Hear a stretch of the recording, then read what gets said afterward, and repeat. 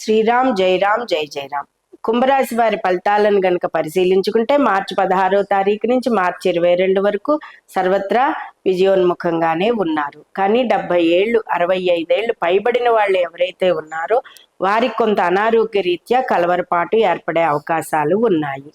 ఉగాది పండుగ సందర్భంగా పెద్దల ఆశీర్వచనం, దేవాలయ సందర్శనం, ఉగాది ప్రసాద స్వీకరణ, పంచాంగ పఠనాన్ని శ్రవణం చేయడం మీరు చేసినట్లయితే గురుగ్రహ అనుగ్రహం లభిస్తుంది. పెద్దల ఆశీర్వచనంతో మీకున్న సమస్యలన్నింటినీ కూడా అధిగమిస్తారు. ఖర్చులు అధికమవుతాయి, అయితే శుభమూలక ఖర్చులే ఎక్కువగా చేస్తూ ఉంటారు. అలాగే నూతన వ్యాపారాలకి శ్రీకారం చుడతారు.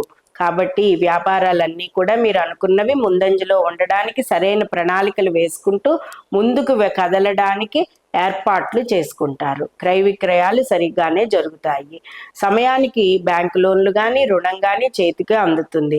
అలాగే మీరు ఎవరికైనా రుణం ఇవ్వాలన్నా కూడా తగు జాగ్రత్తలు తీసుకుంటూ వారికి రుణాన్ని ఇవ్వడం అనేది మంచిది. నూతన వాహనాలు కొనుగోలు చేసేవారు ఈ వారం పోస్ట్ పోన్ చేసుకోవడం అనేది మంచిది. విద్యార్థులకు కూడా వృత్తి ఉద్యోగ వ్యాపారస్తులు విద్యార్థులకు సమాంతర ఫలితాలతోటి మీరు ముందుకు వెళ్తారు.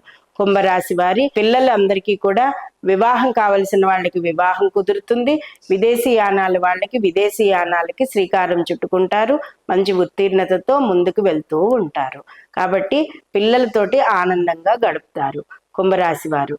కాబట్టి ఈ మాసం అంతా కూడా పంచముఖి ఆంజనేయ స్వామి ఆరాధన చేసుకోవడం, హనుమాన్ చాలీసా పారాయణ చేయడం, దుర్గా సప్తశతి ఏమాత్రం వీలున్నా ఒక్కసారి ఉగాది మొదలుగా ఈ 22వ తారీఖు లోపల దుర్గా సప్తశతిని పారాయణ చేసుకున్నట్లయినా లేదా వినినట్లయినా లేదా బ్రాహ్మడి చేత ఇంట్లో చేయించుకున్నట్లయినా మీకు ఈ గ్రహకూటములు వచ్చే బాధలు కానీ కుజరాహువుల చండాల యోగం వల్ల వచ్చే బాధలు కానీ అన్నీ తొలగిపోయి ఆనందంగా ముందుకు వెళతారు.